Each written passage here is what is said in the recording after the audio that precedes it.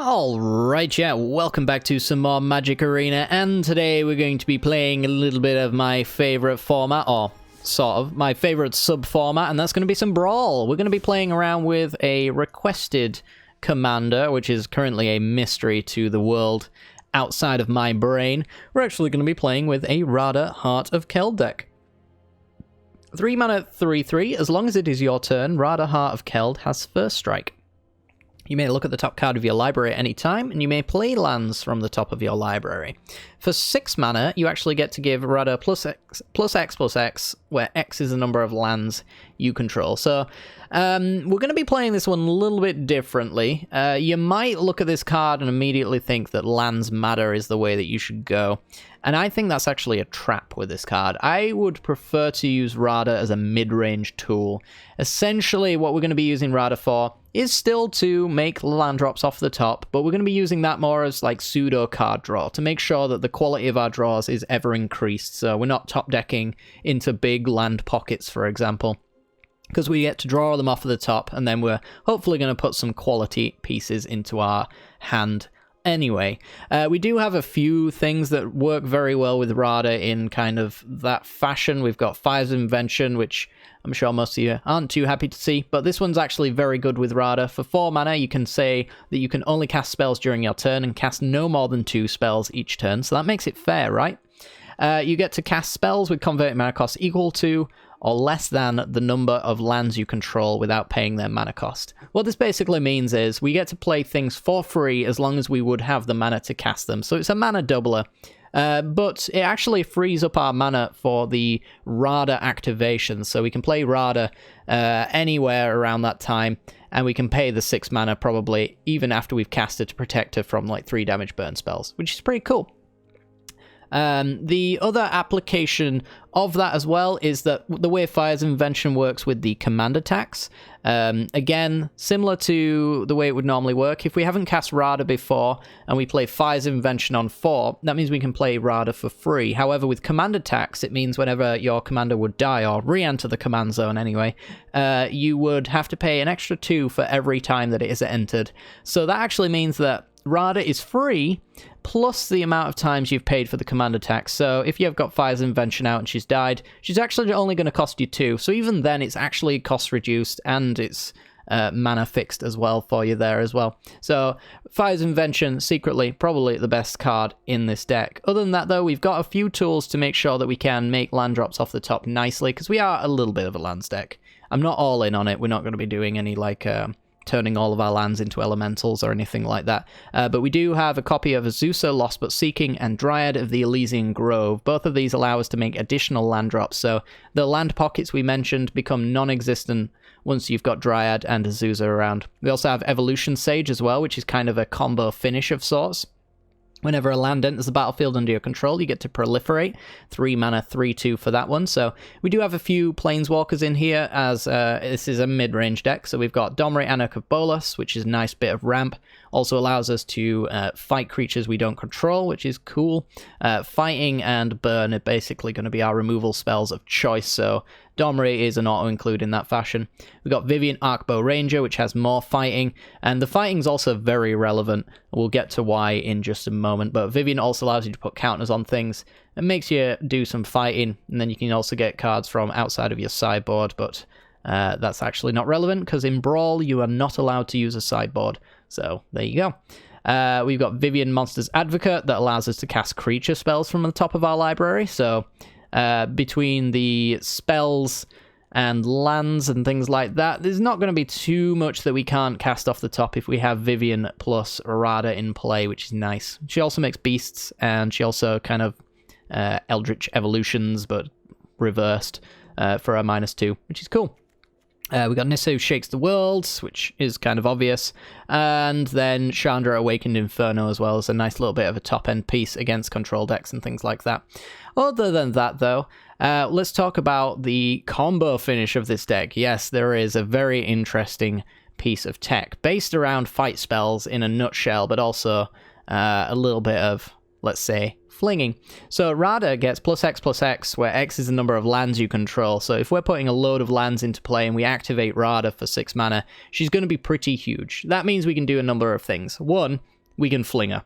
As an additional cost, we sacrifice our commander after we've plussed her, and then we deal damage to the sacrificed creature's power to any target. So we can make Radha super huge, and then throw her at our opponent to avoid combat damage altogether if we really choose to do so, or even kind of double up our damage. Because we've also got a hidden Grunk in here that I missed, who can give +3/+3 and trample. So first strike and trample will run right through our opponent, and then we can go with like fling to finish it off. We also have Brash Taunter in here as well, a 5 mana 1/1 with indestructible. When it is dealt damage, it deals that much damage to target opponent. So in addition to fling to throw at our opponent with Radha, what we can also do is we can use our fight spells on our own Brash Taunter. So if we make Radha very large, we can use things like Domri's Ambush to deal damage to the creature's power after we've put a counter on it. Or we could use Thrash to deal damage. Or we could use Domri's Minus. We could use Vivian's Minus. We've got lots of ways to actually fight here, which means that's lots of ways that we can use Brash Taunter to kill our opponent as well. Also, should be noted that if our opponent has a big creature, they can also kill themselves, since the 3 mana there to have Brash Taunter fight another creature is available to us, so could make our opponent lose life each turn equal to the greatest power among creatures they control, essentially, which is very nice. But other than that, though, it's just a nice mid-range list. We've got lots and lots of removal for early game pieces. You really want to kill things like Kinnan decks. You really want the early game removal. We've got some high-end removal with Perforce's Intervention. We got some big-end removal with Ravager Worms and things like that. Terror of the Peaks also dealing damage equal to any creature's power. When it enters the battlefield, we get to just ping everything off based off of our creatures, which is kind of nice. We've got fight spells in Voracious Hydra, and that's essentially it.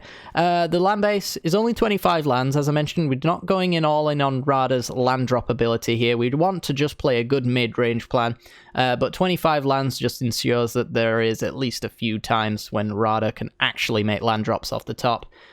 So yeah, there's nothing particularly interesting in the mana base necessarily. We've got Bonder's Enclave, so we can draw some cards if you've got creatures with power 4 or greater. Cryptic Caves will allow us to redraw as well. We do have Fable Passage and Evolving Wilds, which have double purpose in this deck. We can use them to proliferate with the Evolution Sage twice over, or we can hold on to them so that if we know the top card of our deck and we don't like it, we can actually shuffle it away with the Fable Passage or the Evolving Wilds, so it's pretty useful there. Temple to Scry do similar things.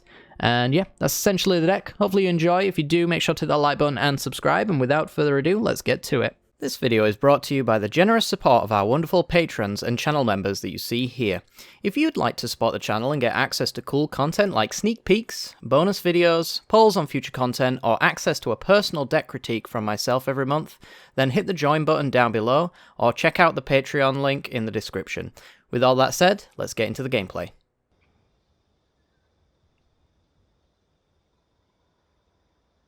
Alrighty then, we're in for a little bit of Gruul on Gruul aggro here. We're going to actually keep this hand. I think it's decent enough. Turn 2 removal, turn 3 Radha, of course, and then turn 4 we can play a Fire's Invention into Renata, which is not the worst thing in the world. It'll free up our mana as well for maybe a potential for a Radha activation down the line.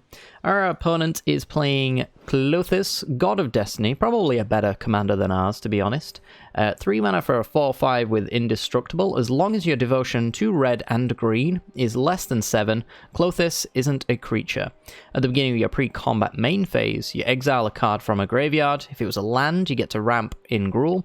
Otherwise, you get to gain 2 life and deal 2 damage to each opponent. So it's basically a commander that is going to be there until the end of time and slowly ping us, which means as early as turn 3 we're on a clock, which is not something we can say with our own commander, unfortunately.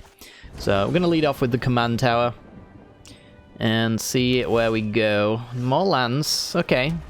Well, it's kind of what the deck needs, so let's see what we can do here. Let's see if we can do some Radha shenanigans. Next turn, if they do kill Radha with like a Scorching Dragonfire or something like that, we can actually just play Fire's Invention and pay the 2 command attacks to get her out again, which is not too bad at all. We're drawing a forest this turn, which is... it's alright. We'll do that. We'll go Fires of Invention. And... oh yeah, we need to pay the 2. I'm an idiot. We'll play Renata instead. Alright, so they get to ping us for 2. Yeah, I don't know why I could get that down for free, after saying very clearly that that was not how it works. What can I say?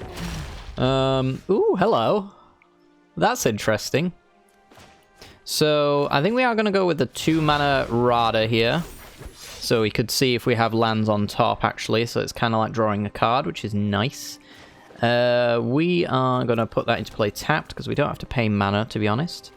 And from here, it's between killing Bone Crusher in order to get him for 3, which I don't think is the worst thing in the world. Or we could play Clothis. I kind of think that killing Bone Crusher is actually the better play.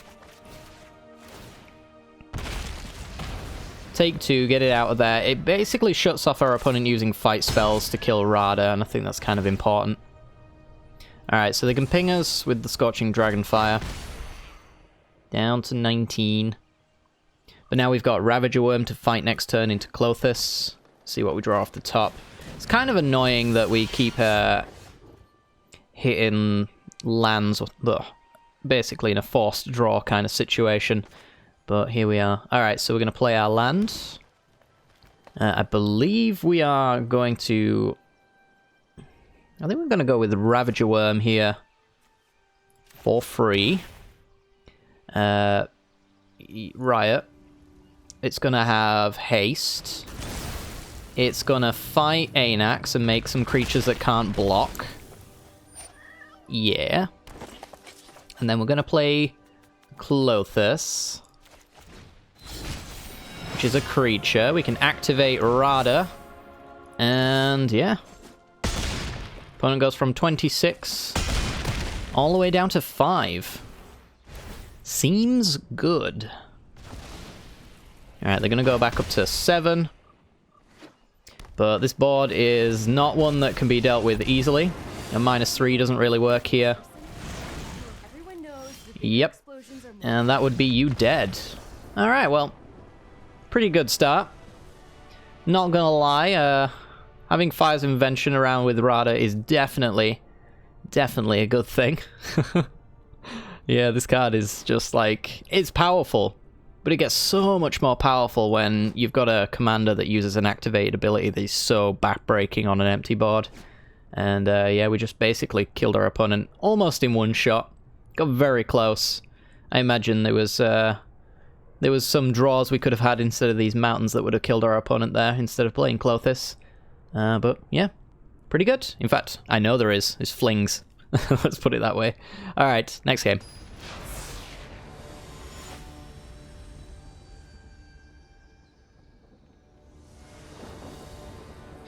Okay, we're against a commander that needs answering almost immediately, and we do have Bone Crusher Giant to get that job done, so I'm going to keep this one. It's not honestly the best hand in the world, but it's one that we can work with. So our opponent's playing Kinnan Bonder Prodigy, one of the better commanders in the format right now. Simic 2/2.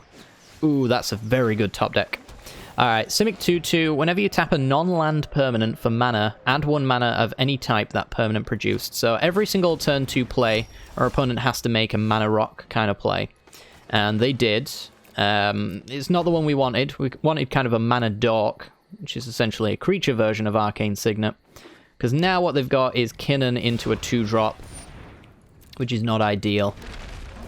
Well, actually, they just don't even... they don't even have that. Okay, so we're going to go for a Kinnan kill here. And take it out of the field, so...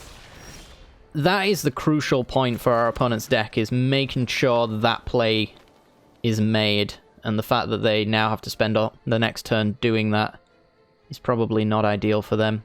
So I'm not sure where we want to go here. I don't think we want to go with Clothis, because there's nothing to set up. I think we probably want to go with Radha. Try and take lands off the top every single time. Are you kidding me? Try and take lands off the top whenever they appear and we can actually remove them. I think the sooner we do that, the better. If we can make consistent land drops, we're golden. Alright, so they're just going to play a Thassa do nothing. We do have Mountain off the top, which is great. And now the question becomes, how safe do I feel against an open Thassa? I don't think I want to entirely drop my guard, and that means that I can't exactly do anything. I think I just have to pass, unfortunately. Hold up and Scorching Dragonfire, so whatever they play here can't be flickered. Or if they just play Kinnan again, I can kill it again, which is also acceptable. Voracious Hydra. They're probably going to have that fight. Yep. So, in that case,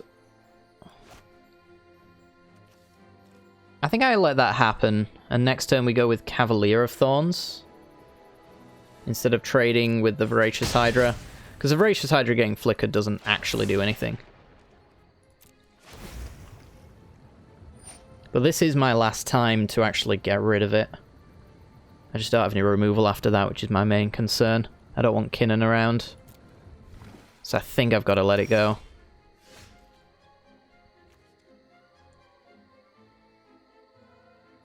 Okay, Cavalier. Grab an Evolving Wilds. Dumped some pretty good stuff into the bin, unfortunately, but here we are. 3, 4, 5, 6. Land into Agent of Treachery as a scoop, and it's usually exactly what happens. They've got Kogler instead, okay. Yeah, that also works as a perfect answer. But we do get to put something on top. What's it gonna be? None of these actually do me any good whatsoever. That's the annoying part. None of these are good. I also need a stop so I can shuffle. I mean, what am I doing here? Guess I'm grabbing fires. See if I can take action but also respond to it. No. Okay, well, I'm not going to be using my Evolving Wilds then. Great. Okay. And then I get hit for 4.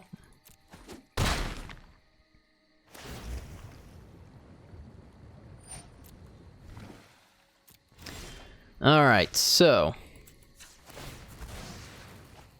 Thin Ledek. Play fires, and then we've got to kill Kogler, which is going to have to unfortunately be a -6 Chandra, which is up there on worst Chandra value ever. And then we can play a tap land.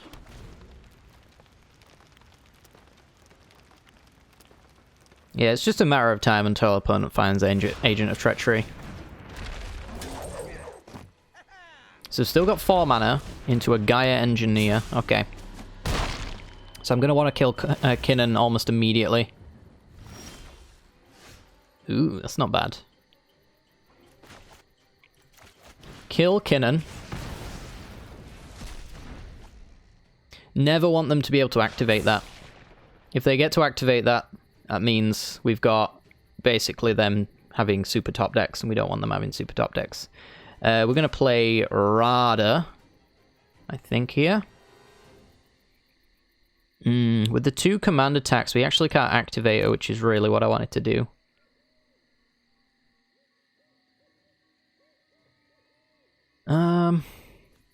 You'd go up to 5 and you'd die, basically, on the tick up. We couldn't even cast the card because of Fire's Invention. I think I'd just go with Questing Beast. Still waiting for Agent of Treachery to come down and make this game no longer fun. That's what Agent does. Land Kinnan, probably. We need to find an answer to that. So it might have to be Chandra tick up. Here's Kinnan. 3... Ooh, that's a lot of mana actually left over. 3, 4, 5, 6 mana. So opponent want to trade off Voracious Hydra for Questing Beast. I'm going to be attacking with it probably. So it's entirely up to them. They either trade on my combat step or theirs.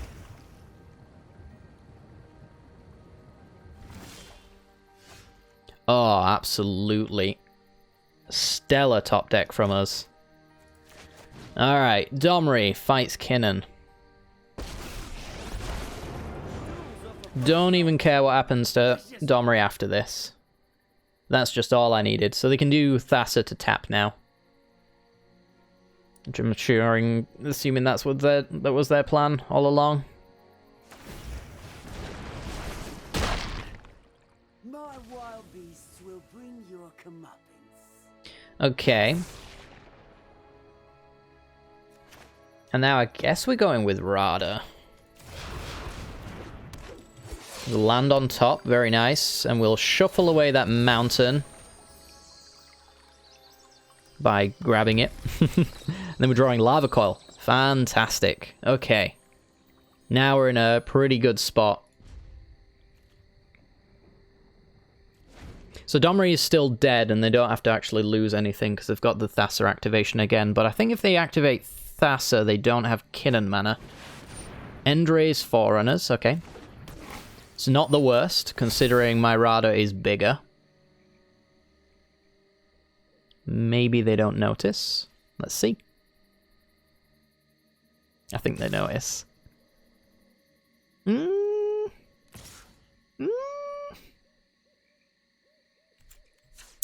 sure? I'm gonna take 7 here and kill Voracious Hydra. Yeah, I'm not so sure about that one, opponent. That one was an interesting play, at least. Yeah, I don't know what we do from there. We're not exactly in a absolutely amazing position. I mean, we've got Chandra to tick up, and we know what the top card is, so we can tell what we're going to be exiling. But yeah, we gotta swing back with Radha, I suppose, and Questing Beast, which has its value. But yeah, I don't know. I don't know if I would have scooped there. Seems, I don't know, a little bit premature, but they were on top deck. So the way that you answer Kinnan, the reason why I don't think this particular commander is necessarily a problem, it's an annoying card for sure. The way you beat Kinnan is you answer it in the early game. If you are a commander deck that does not do anything in the early game, you are going to lose to this card. However, if you can remove the mana docks they play, the Kinnan repeatedly, it ends up losing a lot of value, and you want to get into a situation where your opponent has to play Kinnan and then untap before they get to activate. If they get Kinnan down, it's left unanswered, and obviously they've followed up with some mana docks, they get to just absolutely flood the board with overcosted creatures and permanents and things like that. And obviously Agent of Treachery is usually in here because nobody likes fun. But yeah, you just keep answering Kinnan and you're all good. I think that was a pretty reasonable example of that being the case. But yeah, let's go to the next game.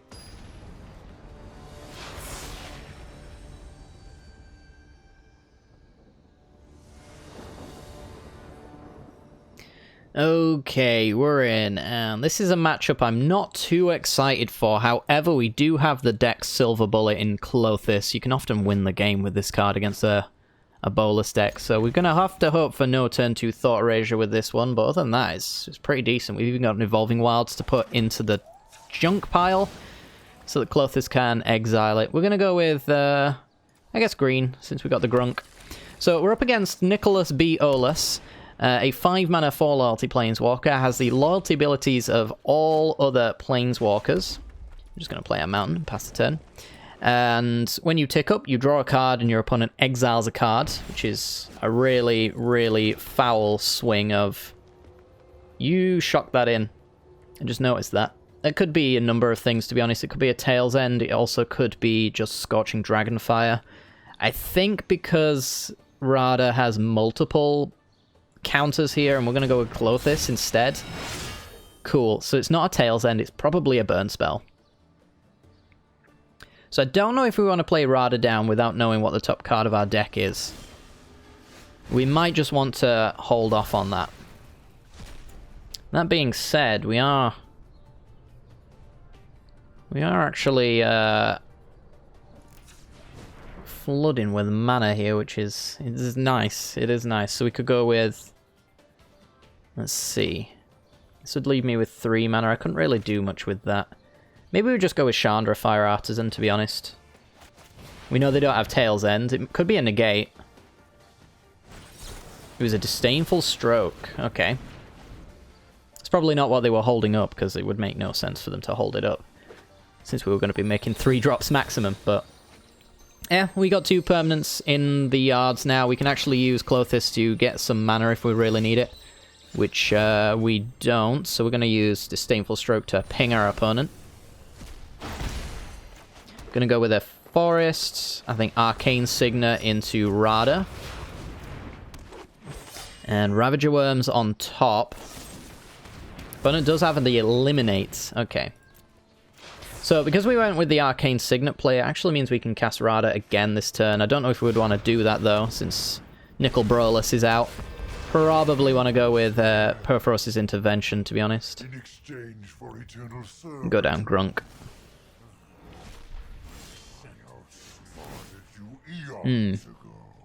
What are you at, actually? You're at 5. You attack for 4. Okay, so... we are just going to go with an Eliminate here. Ping our opponent. I think we're just going to go with a Perforce's Intervention, which needs to be X3. And we'll get rid of Bolas.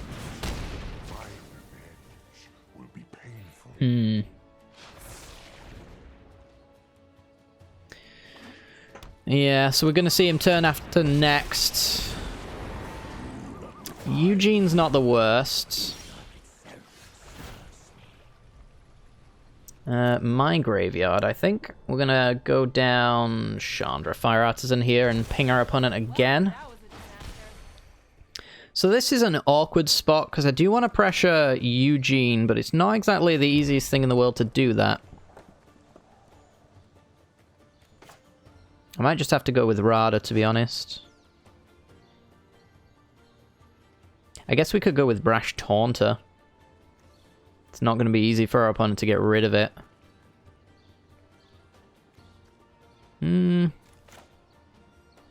That's a tough one. Yeah, we could either go for the Ravager Worm, give them this card, and hit Eugene down to 1, but then we can't really do anything after that. And we know they're going to be playing Bolas next turn as well, which is also problematic. I think I'll just play Radha. We'll see what our top card is. I don't have high hopes for this matchup, to be honest. Land Bolas.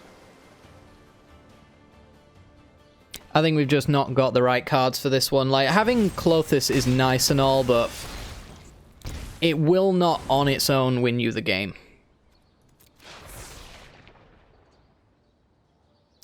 We need actually to resolve things and for our opponent not to have backup plans necessarily that can get around this. I mean, if they can't answer Clothis, hypothetically, our opponent is dead in 8 turns. So we need to live 8 turns. Is the gist of this particular stratagem. We're going to go Drawn from Dreams. Ping our opponent.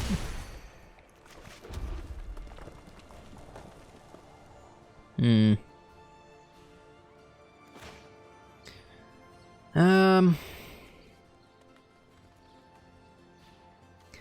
it's just such an odd spot where they can just consistently kill our stuff. I actually think we'd probably just go with Ravager Worm, haste, and fight the spirit. And then ping Eugene down. Could actually kill a land. 5, 6, 7, 3, 6, 7. It doesn't really stop them playing Bolas necessarily. And then they just Eugene minus the Ravager Worm, which I think is okay. We'll get rid of Vantress. And we'll see if we get rid of that token anyway. I'm sure they will. Yep.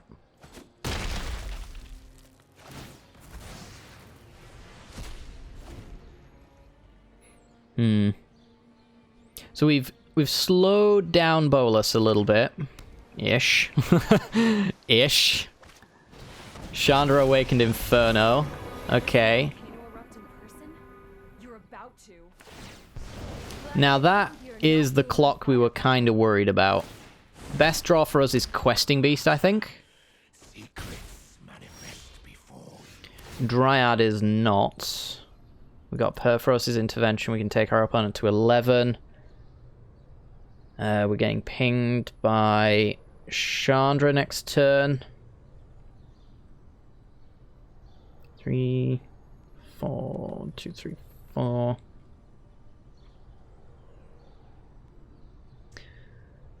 Oh dear. It's hard to say what we should do here.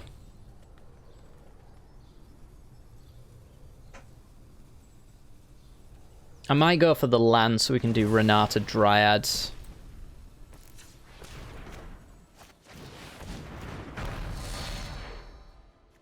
I'm good at math. I am exceptionally good as a mathematician. Alright, now one of them dies and they've got to have a card for the other. Shouldn't be too difficult for them.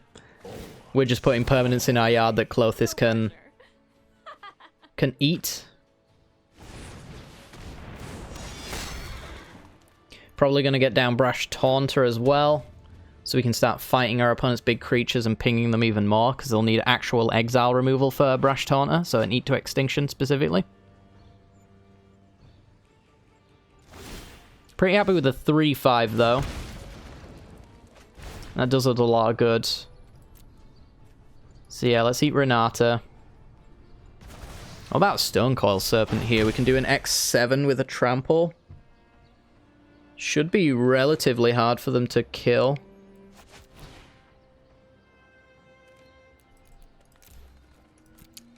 Yeah, let's give that a shot. Unless they've just got counter spells.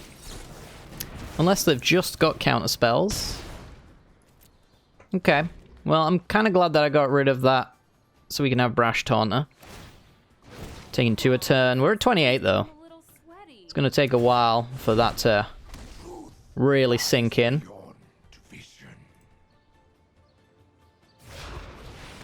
Nickel Brolus can also tick up as a Chandra if they really want to. We'll get rid of Arcane Signet here, I think.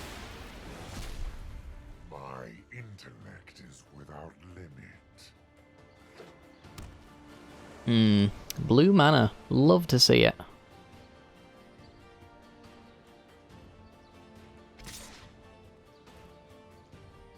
Not suspicious at all. Okay, take 2. So we know this left-hand card they probably really want. And sure as hell want it enough to convince me that I should be blocking that. We'll go with Brash Taunter here. Please don't be running Essence Scatter. You're better than that, opponent, you know it. Okay. Now that is going to potentially close this game out a lot quicker, because we can have this fight some spirits for 2 damage. Tyrant Scorn, okay. Puts 2 cards in the yard, so that's another 4 life we can gain. This is going to be a very close game, for sure.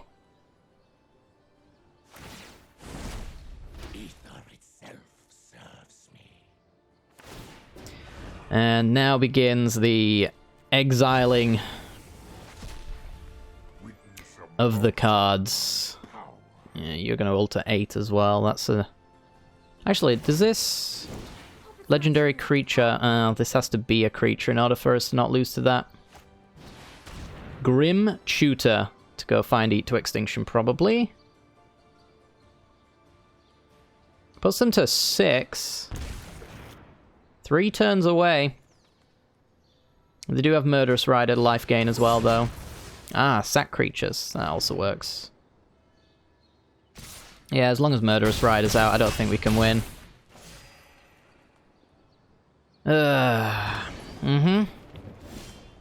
I definitely didn't play this in the best way possible, but still, I don't really think that we could change much. I don't think this was ever really a good matchup for us. See what Temple shows us. It's nothing good, really, is it? Nope. Tis not. The ult Nicol Bolas before I get to kill Murderous Rider and kill them. It's just the way it is. My schemes are never ending. Sparky D, and then we'll move on with our lives. Next game.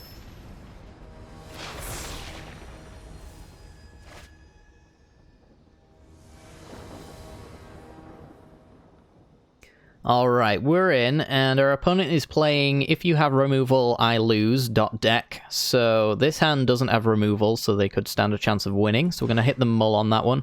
And this has removal, so they lose. Okay. Lots of removal, actually. We need some good old land drops as well.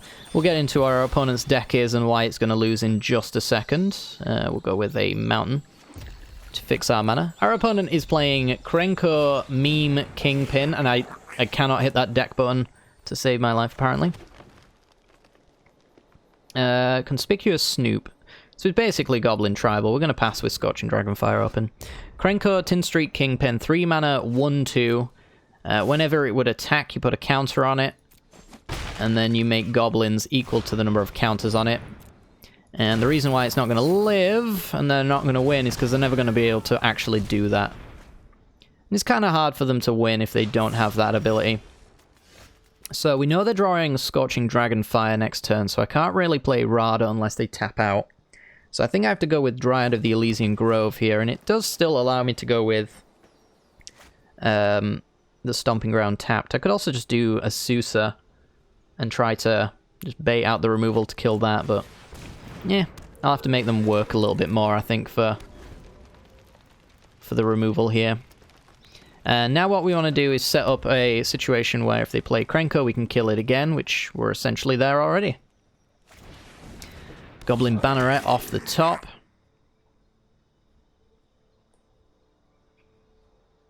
+2/+2 and can't block. Okay. So they're all in goblins, essentially. And we got Fertilid. So no goblins on top right now. I do not want to be playing my commander. I think I'm going to upkeep stop and see what their top card is, and then thrash the Conspicuous Snoop. So we'll let them draw, and yeah, I'll hold up and thrash for now. I still want it open to kill Krenko if at all possible.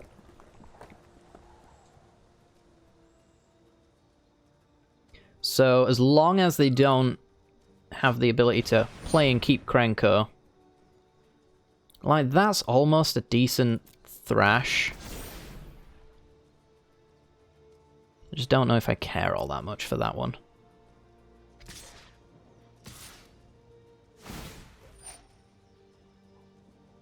So they're going to mentor, and we'll stop that.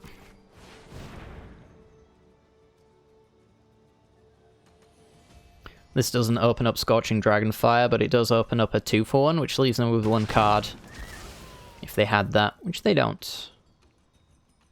So now do I encourage them to use Scorching Dragonfire so that I can actually resolve my commander?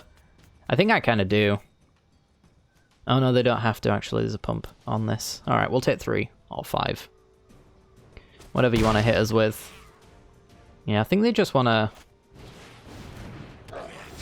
Huh. I really thought they'd just want to actually hold up in their Scorching Dragonfire, but... 'twas not the case. Rash Taunter, eh? You are amusing, but I don't think you are the card for this situation. What about Fertilid here? I don't think it's X2 Voracious Hydra. I think Fertilid is just fine. And we'll pass the turn. We'll still use our life total as a resource. No goblins on top again. It's almost about time we should kill the Conspicuous Snoop.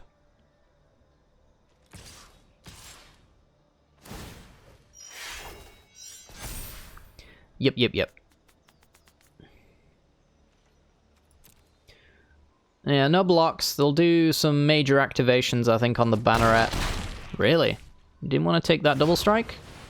It's going to go with Krenko, which is what I wanted you to do. So now I can do Ravager Worm with a counter and have it kill Krenko. Mouth. And that's about the time when Krenko stops being good. No goblins on top again for the Snoop. Fiery Emancipation. Wow.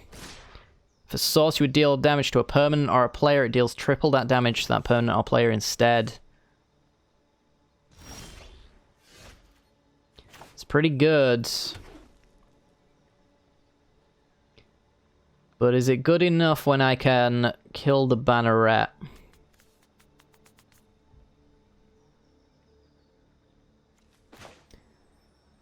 So we do an X5 Voracious Hydra. Have it fight the banneret. And I think we pass with that. We'll block Fertlid on the Conspicuous Snoop or something like that. Something to stop the Raking Claws from being actually good. Jaya's Greeting, 9 damage. Very, very powerful. It's going to go with Krenko.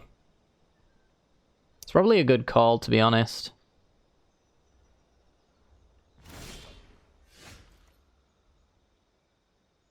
We've got Lava Coil. So we are going to go with Lava Coil, Krenko. Play Radha. And see if we've got a land on top to play. We do not. We have Fires of Invention, which is... it's a thing, I suppose.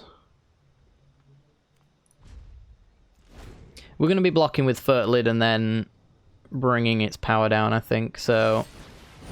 this is where they machine gun down some of our stuff, since the Emancipation is very, very strong. And then Scorching Dragonfire Radha, I'm guessing? An actual goblin on top? My goodness. It's a very interesting version of Krenko for our opponent. I'll give it to them. Alright, something can't block. You'd want to make Fertlid block, because that's the one I'm going to want to block with. You want to make me block with something I don't want to block with. What does this thing do as well? Creatures with Defender can't block, that's fine. So the card I would not be blocking with can't block. I don't know if I care about Fires of Invention as top decks go. In fact, I probably want to trade off some stuff here. I think we trade the Snoop as well. Let's do that. Let's change the top of our deck. Force our opponent to do some Scorching Dragonfire shenanigans and some Raking Claws that can do one or the other. I imagine they want to keep the Snoop around. So Radha's dead.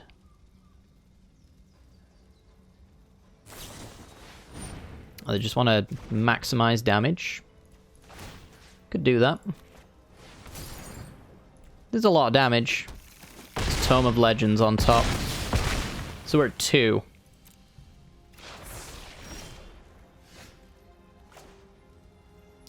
Tome of Legends. Draw a card. It's a land. So we know they've got the Scorching Dragonfire and Fervor of the Bitten incoming as well. So if we play either Azusa or Radha here, which we might as well play Azusa, we know we can block the Goblin Locksmith through removal.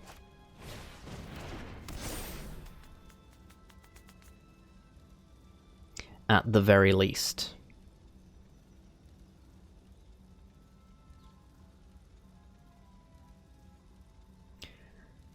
Okay. From there, they Dragon Fire one of our cards, or they do it during combat. Either way, I'm blocking, because I'm forced to. So it's double block and they kill one, or I just single block and they kill the other. And we're on top decks or die, essentially. So just kind of get it over with, because it doesn't matter. There we go. And we chomp to live. 12 damage. And that is a Radha land on top. Okay. Another land on top. And another land on top. So we lose. Essentially. We've got questing beasts. We can block. Which we have to, so we'll do that. And we're going to play Radha again so we can get the Tome of Legends and potentially a land drop as well off the top. Yeah, there's a Rugged Highlands, so we go to 3. I don't think 3 particularly matters, mana cost wise. And there's Krenko.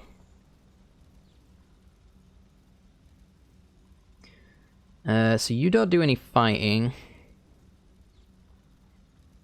We want to maximize the amount of blockers here, I think. So we're going to go with... Let's see. Vivian. Tick up and make a Vigilant token. Diversity is our greatest strength. Attack with Radha, who has First Strike. So we don't have to care about a block or anything like that.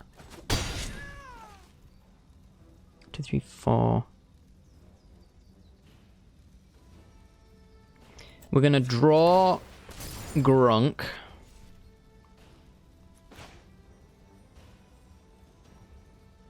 Play Grunk. Make a beast. And play the mountain because we want Chandra. Alright, we shouldn't really die unless they've got, I guess, Flame Sweep.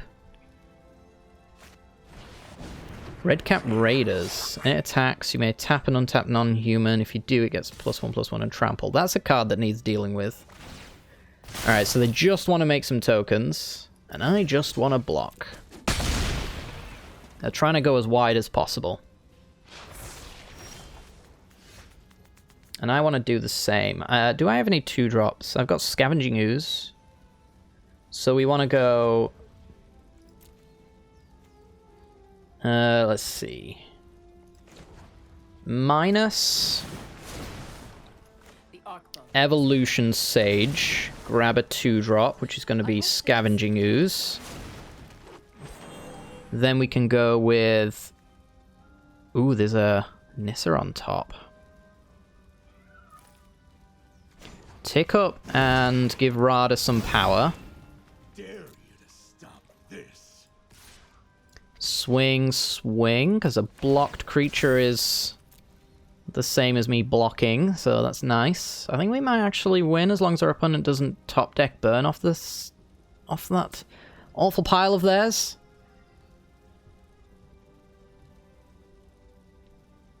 Because I think we're going to proliferate the crap out of our opponent. Is what I think we're going to do.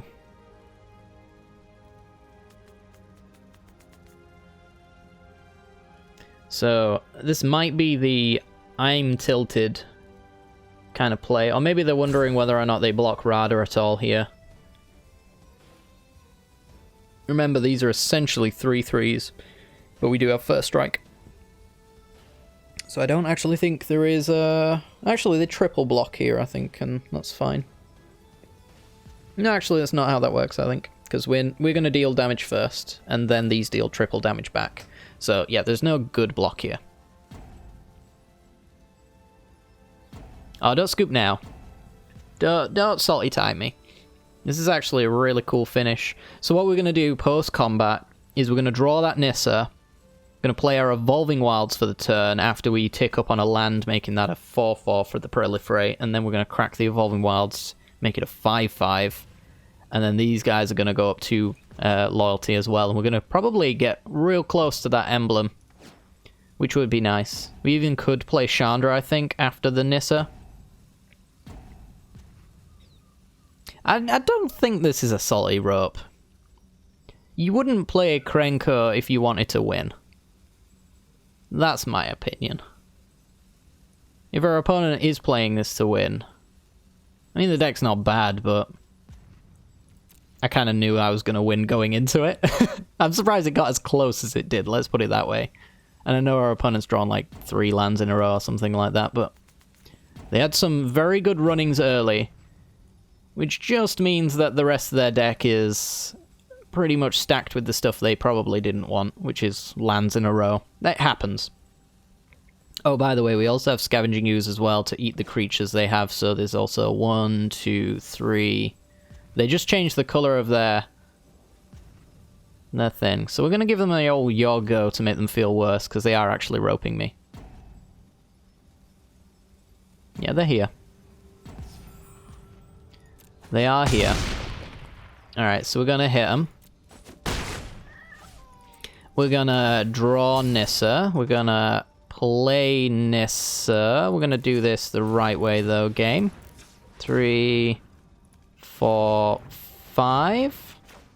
We're going to go Nissa. We're going to... we're going to tap... untap, play Chandra. We're gonna play the Evolving Wilds and proliferate our entire boards. And we're gonna crack the Evolving Wilds, and we're gonna proliferate our entire board. There's a Stone Cold Serpent on top, which is kind of nice. I'm gonna make sure that I don't have to deal with as much. Oof, oof, oof. And then we're gonna eat 2 things from your graveyard, so that we're at a little bit of a higher life total and don't just die to... I don't know, some random pings. We could probably still die to some random pings, in fairness. Since Shock actually deals 6 damage. So we'll see. They got a land. That's gotta be a feels bad moment. Oof, oof, oof. Alright. Well, other than the roping, that was a very good game. I like that. I feel like that's what Magic should look like. A little bit more of, you know, some back and forth where your decisions actually matter. I don't know how much their decisions really mattered, but mine certainly did, because I was on the verge of death at every single turn, so... yeah, pretty good. Alright guys, well that's going to do it for today's video. Hopefully you've enjoyed. If you have, then make sure to hit that like button and subscribe. Hit all of the buttons that are around the screen, really, except for the ones that take you away from my video. You can ignore them ones. But if they take you to another video, you should probably click them. I would advise that as your lawyer. But yeah, hopefully you've enjoyed, and we'll be back. I think it's Jumpstart tomorrow. I'm not quite sure. Can't remember. But stay tuned for some more content. Hopefully you enjoy, and I'll see you all next time. Bye-bye.